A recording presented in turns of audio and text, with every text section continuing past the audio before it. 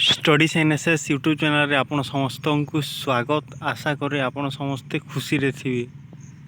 आमे विभक्तिर व्यवहार जो सब आमर विभक्ति गुड़ा थिला ताहार व्यवहार आमे देखुथिले। आमे प्रथम ठारू आरंभ करी पंचमी पर्यंत समस्त विभक्तिर व्यवहार कंप्लीट कर सारी। आजिर यही वीडियो रे आमे षष्ठी एवं सप्तमी दीटी विभक्तिर व्यवहार गोटे वीडियो रे सारिबा को चेष्टा करिया। तो चलंतु देरी न करी शीघ्र स्टार्ट करिबा। जदि आपण वीडियो को प्रथम थर पई देखुछंती आम चैनल को नुआ करी विजिट करिसंती ताले निहाती बाबरे सब्सक्राइब करदेवे, सांग माननकु शेयर करदेवे। बुझेला आपण जानिथिबे आम एई चैनल रे ओडिया कंप्लीट ओडिया ग्रामर रो सीरीज टी स्टार्ट हेछि। विभक्ति आगरो मध्य आउ किछि विशेष टॉपिक समाप्त हेइ सारिछि। जदि आपण से गोटा देखी ना देले मु डिस्क्रिप्शन रे लिंक दे देबी, आपण सेठी को जेकी देखि देबे हैला। तो एठारे मु कहिबा को चाहू छी जदि विभक्तिर आपण कॉन्सेप्ट वीडियो देखी ना ताहले प्रथम से कॉन्सेप्ट वीडियो गुडा को आपण देखंतु एवं ता परे विभक्तिर व्यवहार संपर्क रे आलोचना ता माने वीडियो को देखिबे हैला।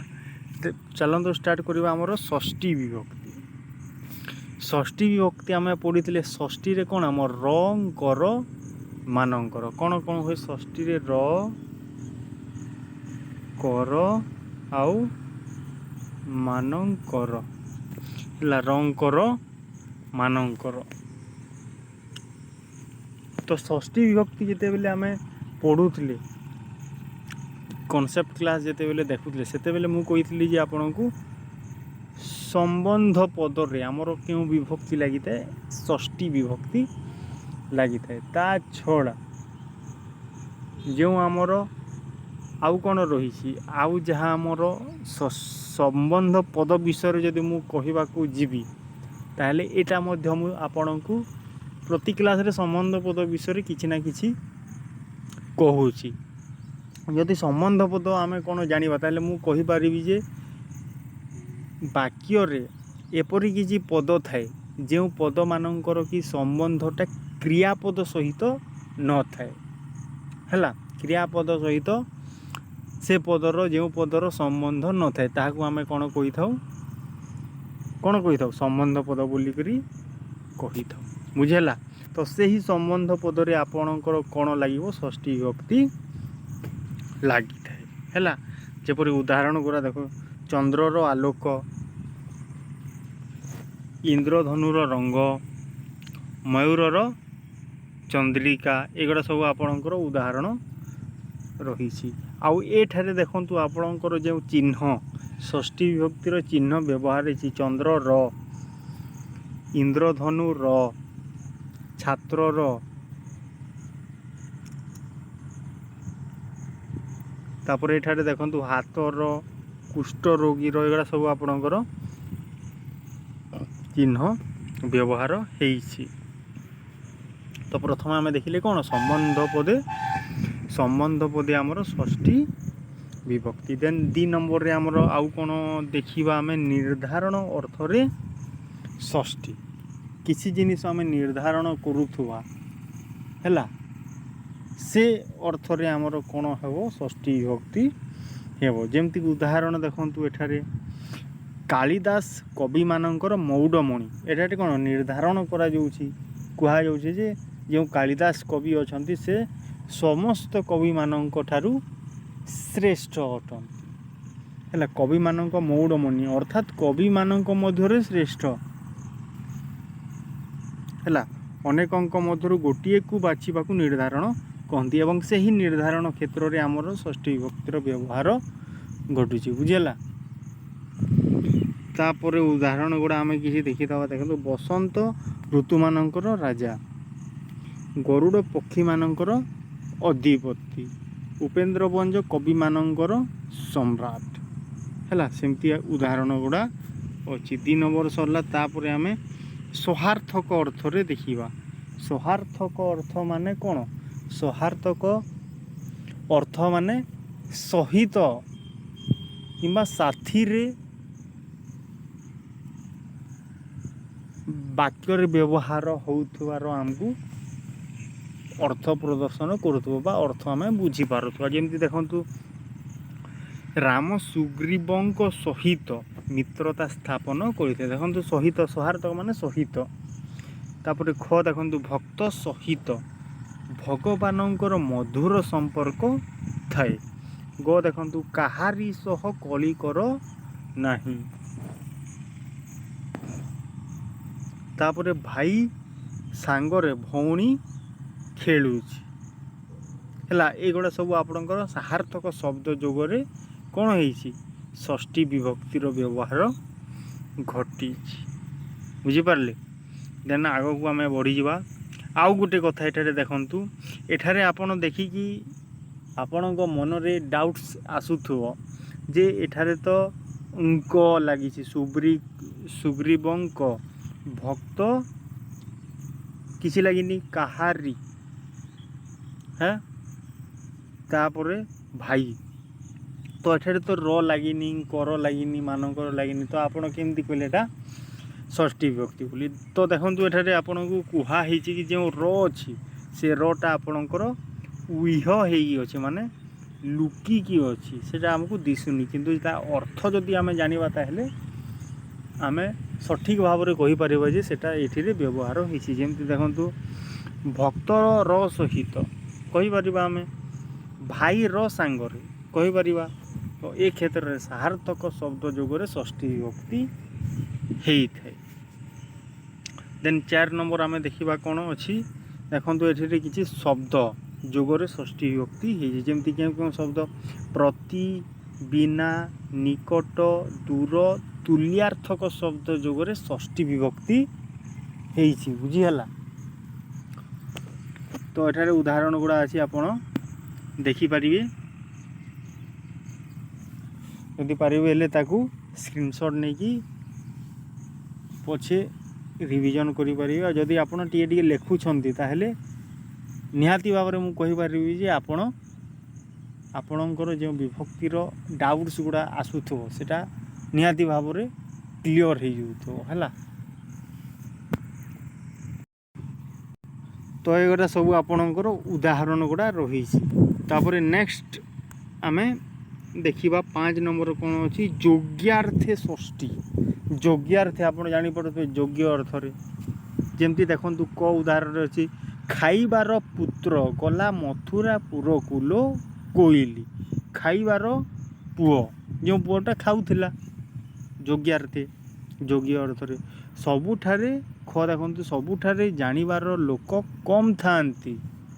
जानिबार खाइबार जानिबार लोक हैला योग्य अर्थ रे एटा हमको बुझौछि। जेमती जहा पढ़िबार कथा पढ़ जेमटा योग्य सेटा कर करिबार काम कर के करिवो जे योग्य से योग्य अर्थ रे एटा हमर व्यवहार होउछि केउटा षष्ठी विभक्ति। आ एठारे र मध्य हमर कोन षष्ठी विभक्तिर चिन्ह लागि। तापरे 6 नंबर हमर होउछि कर्मवाच्य रे ओ भाववाच्य रे कर्ता स्थान रे षष्ठी। कर्मवाच्य भाववाच्य कर्ता स्थान रे षष्ठी। तो एठारे कर्मवाच्य भाववाच्य एटा मध्य मु आपनकु कहिछि कि आम वाच्यटा केते 3 प्रकार से भितरु कर्तृवाच्य जाकी कर्ता को मुख्य गुरुत्व देई थाई एवं जो क्रियाटा बसिबो ताहा कर्ता अनुसार बसिबो।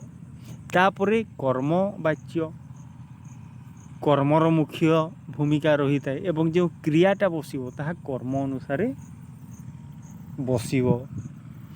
देन नेक्स्ट होउछि हमर भाववाच्य। भाववाच्य रे हमर क्रिया मुख्य भूमिका ग्रहण करिवो हैला एवं क्रिया को भाव मध्य कुहा जाई थाए।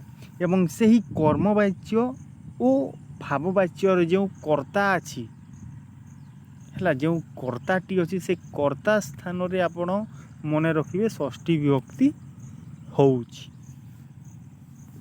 ଉଦାହରଣ ଯଦି ଦେଖିବା କର୍ମବାଚ୍ୟରେ ଦେଖନ୍ତୁ, ଛାତ୍ରଟି ପାଠ ପଢ଼ା ସରିନାହିଁ। ଛାତ୍ରଟିର ପାଠ ପଢ଼ା ସରିନାହିଁ। ତ ଏଠାରେ ପାଠ ପଢ଼ା ଆମର କ'ଣ, ଆମର ଏଠାରେ କ'ଣ କୁହାଯାଇଛି, ମୁଖ୍ୟ କର୍ମଟା କ'ଣ, ପାଠ ହେଲା। ମୁଖ୍ୟ କର୍ମ କ'ଣ, ପାଠ। ତ ସେଇ କର୍ମବାଚ୍ୟର କର୍ତ୍ତା କ'ଣ ଏଠି ଅଛି, ଆମର ଛାତ୍ର। ତ ଏଠାରେ ର ଲାଗିଛି ହେଲା। ତ ଏଠାରେ ଆମର କର୍ମବାଚ୍ୟରେ କ'ଣ ହେଇଛି, କର୍ତ୍ତା ଠାରେ। ତାପରେ ଦେଖନ୍ତୁ, ତାଙ୍କର ଅବସର ନିଆ ହେବ। ତାଙ୍କର ଅବସର ଏଠାରେ କର୍ମ ହେଲା। ଆଉ ଏଠାରେ କର୍ମବାଚ୍ୟରେ କର୍ତ୍ତା ସ୍ଥାନରେ ଷଷ୍ଠୀ ବିଭକ୍ତି ବ୍ୟବହାର ଘଟିଛି, ବୁଝିପାରିଲେ। ତାପରେ ଭାବବାଚ୍ୟ ଦେଖନ୍ତୁ, ଉଦାହରଣ ଖେଳାଳିର ଧାଇଁବା ଚାଲିଛି। ଏଠାରେ ଦେଖନ୍ତୁ କ୍ରିୟା କ'ଣ, ଧାଇଁବା। ଆଉ ତାର କର୍ତ୍ତା କିଏ, ଖେଳାଳି। ଏଠାରେ ର ଲାଗିଛି ଦେଖନ୍ତୁ। ତ ଏଠାରେ କ'ଣ ହେଇଛି, ଭାବବାଚ୍ୟରେ ଷଷ୍ଠୀ ବିଭକ୍ତିର ବ୍ୟବହାର ଘଟିଛି। ଏଭଳି ଭାବରେ ଆପଣଙ୍କର ଉଦାହରଣ ଗୁଡ଼ା ରହିଛି। ଆଶା କରେ ଏଇଟା ଆପଣ ବୁଝିପାରିଥିବେ ହେଲା। ତ ନେକ୍ସଟ ଏଇଟା ସରିଲା ଆମର ଷଷ୍ଠୀ ବିଭକ୍ତି। ବର୍ତ୍ତମାନ ଆମେ ଦେଖିବା ସପ୍ତମୀ ବିଭକ୍ତି। ଆପଣ ଜାଣିଥିବେ ସପ୍ତମୀ ବିଭକ୍ତି ବିଷୟରେ ମୁଁ ଆପଣଙ୍କୁ ବତେଇଥିଲି କି କିପରି ଆପଣ ଇଜିଲି ଏଟାକୁ ମନେ ରଖିପାରିବେ। ଆମେ ପଞ୍ଚମୀରୁ ସେ ସ୍କୁଲ ଯାଉଛି, ମାନେ ପାଠପଢ଼ା ଷ୍ଟାର୍ଟ କରୁଛୁ। ଏଇଠୁ ଆମେ ଜାଣିଲେ ବିଦ୍ୟାରମ୍ଭେ ମଧ୍ୟ ପଞ୍ଚମୀ ବିଭକ୍ତିର ବ୍ୟବହାର ହେଇଥାଏ। ତ ସେହି ଆମେ ଯେଉଁ କହିଲେ କ'ଣ, ଆମେ ଏଠାରେ ଯେଉଁ କହିଲେ କି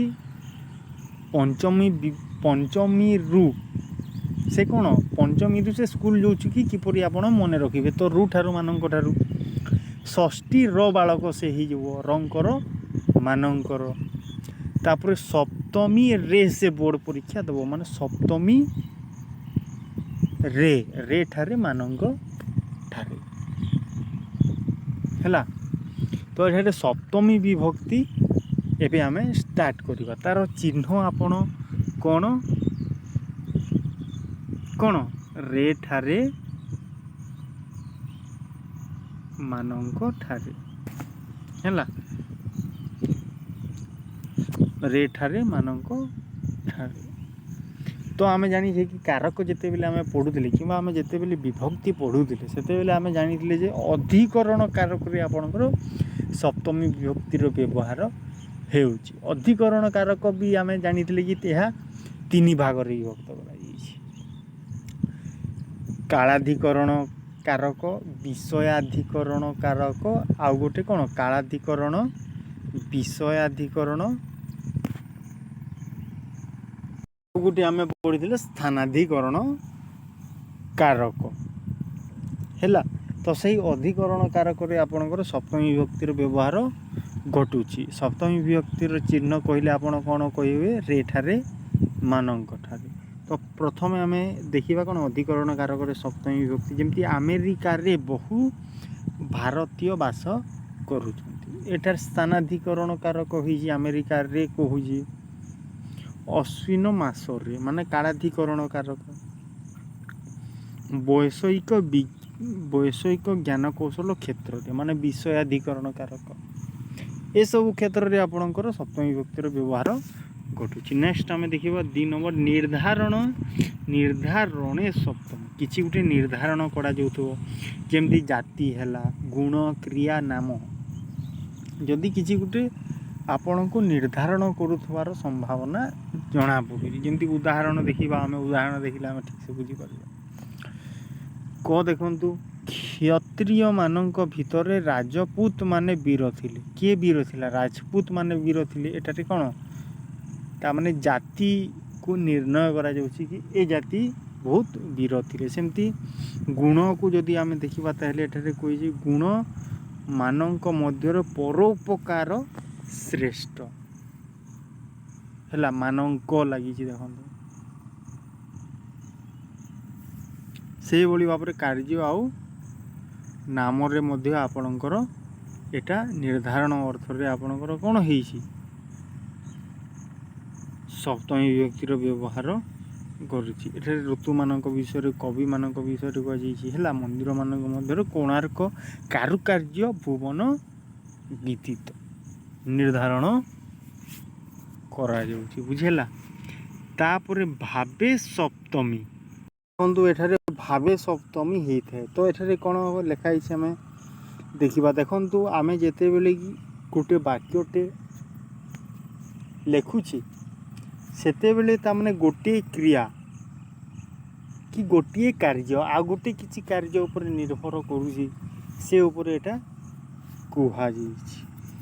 तो चलतु एटा पढ़ी देखा कि एटा कौन तो देखो गोटे कार्य द्वारा आउ गोटे कार्य सूचित हेले देखो गोटे कार्य द्वारा आ गोटे कार्य किपर सूचित हम ताकू जदि निर्भर करुथबो बोली हम किंबा गोटे कार्य उपरे आउ एक कार्य निर्भर करुथिले प्रथम कार्य ठारे अर्थात जो प्रथम कार्यटी हम सेटा क्रियावाचक विशेष्य माने क्रियार केवल नाम को बुझौथबो विशेष्य पदरे सप्तमी विभक्ति हुए यह सप्तमी यह भावे सप्तमी कहते देखु भाववाच्य आम कहते किपरि भाव माने कौन क्रिया से एठारे क्रियार जेहेतु व्यवहार घटुची क्रियार एठारे गोटे क्रिया आ गोटे क्रिया को निर्भर करुची ना सूचित करुची सूचित होउची एतिले एटा को भावे सप्तमी बोली कुहा जाउची कहीं एटारे मुख्य भूमिका रोची क्रिया मानक हैला। आउ थोड़े जदि आम एटा पढ़ी की बुझीबा ताहले आउ थोड़े देखिबा कोन गोटे कार्य द्वारा आउ गोटे कार्य सूचित हेले किंबा गोटे कार्य उपरे आउ एक कार्य निर्भर करुले गोटे कार्य उपरे आउ गोटे कार्य निर्भर करुले प्रथम कार्य ठारे जो प्रथम कार्यटी थीबो सेटा कौन होइतबो क्रियावाचक विशेष्य होइतबो एवं सेठारे आमर कौन सप्तमी विभक्तिर व्यवहार घटुची बुझिला। आशा करूँ एटा आपण बुझी पारबो सिंपली आपण मन रखंतु वाक्य रे गोटे क्रिया आउ गोटे क्रिया को तामने सूचित करूची तामने निर्भर करूची ताहेले प्रथम क्रिया दीटा क्रिया थिबो से प्रथम क्रिया रे आपणकर सप्तमी विभक्ति लागो एवं प्रथम क्रियाटे किपरि हेइथबो सेटा गोटे क्रियावाचक विशेष्य हेइथबो हैला। जदि आपण बुझीबारे किछि प्रॉब्लम होची ताले निहाती भाबरे गोटे मते मेसेज करि देबे ताले मु आउ थरे ए विषय को अपलोड करि देबी हैला। देखो जेमती को उदाहरण आम बुझा वर्षा आगमन रे चाषी कूल आनंदित हेले तो देखो वर्षा आगमन रे चाषी कूल आनंदित हेले मुझे जो मार्क करेटा आप देखु तो देखो एटारे दीटा जदि मु कहबी केवल वर्षा आगमन रे चाषी कूल तो आपड़ बुझीपारुंट कि बुझीपार ना आगे आउ कि आमको क्रिया दरकार जहाँ फल कि आम बुझी पारिबा तो एठारे देखंतु आगमन रे चाषी कूल आनंदित हेले तामाने गोटे क्रियाटा आउ गोटे क्रिया ऊपर कौन करुछि निर्भर करुछि हैला गोटे क्रिया ऊपर आउ गोटे क्रिया कौन करुछि निर्भर करुछि। एही क्षेत्र रे जो आमर प्रथम क्रियाटी अछि एटा प्रथम क्रिया कौन आगमन एटा कौन आपणकर क्रियावाचक विशेष्य क्योंटा ये आगमनटा हैला तो एठारे आपणकर देखंतु रे लगी माने कौन एटा सप्तमी विभक्ति लगी रे ठारे मानक ठारे तो एटा हे जिवो आपणकर भावे ସପ୍ତମୀ। ଆଶା କରୁଛି ଆପଣ ବୁଝିପାରୁଥିବେ। ଆଉ ଗୋଟେ ଉଦାହରଣ ଆମେ ଦେଖିବା। ତ ଦେଖନ୍ତୁ, ମହାତ୍ମା ଗାନ୍ଧୀଙ୍କ ମୃତ୍ୟୁରେ ପୃଥିବୀ ସ୍ତମ୍ଭୀଭୂତ ହୋଇ ଯାଇଥିଲା। ହେଲା, ଏଠାରେ ଦେଖନ୍ତୁ ମୃତ୍ୟୁରେ, ଏଠି ଆପଣଙ୍କର ରେ ଲାଗିଛି, ତାହେଲେ ସପ୍ତମୀ ବିଭକ୍ତି ଲାଗିଛି ଆଉ ପ୍ରଥମ କ୍ରିୟାରେ ହିଁ ଲାଗିଛି। ତାପରେ ଆଉ ଗୋଟେ ଉଦାହରଣ ଆମେ ଦେଖିବା। ଦେଖନ୍ତୁ, ପୁସ୍ତକର ପ୍ରକାଶନରେ ଲେଖକ ଆନନ୍ଦିତ ହୁଅନ୍ତି। ଏଇଟା ବି ସେ ପ୍ରଥମ ଉଦାହରଣ ଭଳିଆ। ତାପରେ ଘ ଦେଖନ୍ତୁ, ଈଶ୍ୱରଙ୍କ ଦର୍ଶନରେ ମନ ପ୍ରାଣ ପୁଲକିତ ହୋଇଥାଏ। ହେଲା, ପୁଲକିତ ହୋଇଥାଏ। ତ ଏଠାରେ ଦେଖନ୍ତୁ ଦର୍ଶନରେ ଲାଗିଛି, ଯେଉଁ ଆମର ପ୍ରଥମ କ୍ରିୟା ଥିଲା, ଏ ଯେଉଁ ଆନନ୍ଦିତ ଏବଂ ପୁଲକିତ ହୋଇଥିଲେ, ଏଟା ଉପରେ ତାମାନେ ନିର୍ଭର କରୁଛି। ହେଲା, ତ ଯେଉଁ ଆମର ପ୍ରଥମ କ୍ରିୟାଟି ଥିବ ସେଇଟା କ'ଣ ହେଇଥିବ, ଆମର କ୍ରିୟାବାଚକ ବିଶେଷ୍ୟ ହେଇଥିବ ଏବଂ ସେଠାରେ ଆପଣଙ୍କର ସପ୍ତମୀ ବିଭକ୍ତି ଲାଗିବ ଏବଂ ସେଟା କ'ଣ ହେଇଯିବ, ଭାବେ ସପ୍ତମୀ ହୋଇଯିବ। ଏଟା ଆପଣ ମନେ ରଖିବେ। ସିମ୍ପଲି ଆପଣ ମନେ ରଖିବେ କି ବାକ୍ୟରେ ଦୁଇଟା କ୍ରିୟା ଥିବ, ଗୋଟେ କ୍ରିୟା ଆଉ ଗୋଟେ କ୍ରିୟା ଉପରେ ନିର୍ଭର କରୁଥିବ ଏବଂ ପ୍ରଥମ କ୍ରିୟାରେ ଆପଣଙ୍କର ସପ୍ତମୀ ବିଭକ୍ତି ଲାଗିବ, ତାହେଲେ କ'ଣ ହେଇଯିବ, ସେଇଟା ଭାବେ ସପ୍ତମୀ ହେଇଯିବ। ଏବଂ ଯେଉଁ ପ୍ରଥମ କ୍ରିୟାଟି କ'ଣ ଯଦି ଆପଣଙ୍କୁ କହିବା, ତା'ର ଅନ୍ୟ ନାମ କ'ଣ ଯଦି କୁହାଯିବ, ତାହେଲେ ଆପଣ କହିବେ ଯେ ସେଇଟା କ୍ରିୟାବାଚକ ବିଶେଷ୍ୟ ବୋଲି କୁହାଯାଏ ତାକୁ। ହେଲା, ଦେନ୍ ଆଗକୁ ଆମେ ବଢ଼ିଯିବା। ଆଉ ତିନୋଟି ଅଛି ଆପଣଙ୍କର। ତାପରେ ଦେଖନ୍ତୁ, ହଁ ଏଇଟା ଭାବେ ସପ୍ତମୀ ସାରିଲେ ବିପ୍ସା ଅର୍ଥରେ, ଆମେ ବିପ୍ସା ଅର୍ଥ ପଢ଼ିଥିଲେ। ବିପ୍ସା ମାନେ କ'ଣ, ବାରମ୍ବାର ଅର୍ଥରେ। ଯେମିତି ଦେଖନ୍ତୁ, ଓଡ଼ିଶାର ଗାଁରେ ଗାଁରେ ଖୁଦୁରୁକୁଣି ଓଷା ପାଳିତ ହୁଏ। ହେଲା, ତ ଏଗୁଡ଼ା ଆପଣ ଦେଖିପାରିବେ। ବୁଝିହେଲା, ଏଇଟା ବିପ୍ସା ଅର୍ଥରେ ସପ୍ତମୀ ବିଭକ୍ତି ହେଇଥାଏ। ଏଇଟା ଆପଣ ବୁଝିପାରିଲେ। ଏମିତି ଘରେ ଘରେ ପୃଷ୍ଠାରେ ଏଇଟା ଆପଣଙ୍କର ବିପ୍ସା ଅର୍ଥରେ ସପ୍ତମୀ।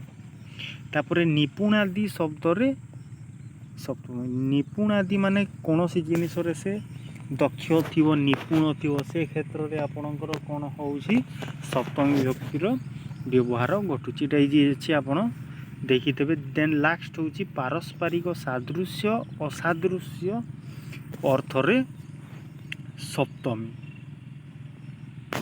ଯେମିତି ଦେଖନ୍ତୁ, ପରସ୍ପର ସମାନ ହୁଅନ୍ତୁ ବା ନ ହୁଅନ୍ତୁ, ଏହି ଅର୍ଥରେ ସପ୍ତମୀ ବିଭକ୍ତି ହୋଇଥାଏ। ବୁଝିପାରିଲେ, ବୁଝିହେଲା, ଏଇଟା ଆପଣ ବୁଝିବେ। ତ ଏହି କ୍ଷେତ୍ରରେ ମଧ୍ୟ ଆପଣଙ୍କର ସପ୍ତମୀ ବିଭକ୍ତି ହେଉଛି। ଯେମିତି ସାଦୃଶ୍ୟ ଅସାଦୃଶ୍ୟ, ଆନନ୍ଦ ଆଦର ଅନାଦର ଅର୍ଥରେ ସପ୍ତମୀ ବିଭକ୍ତିର ବ୍ୟବହାର ହେଉଛି। ଉଦାହରଣ ଗୁଡ଼ା ଅଛି, ଏଇଟା ଆପଣ ଦେଖିଲେ।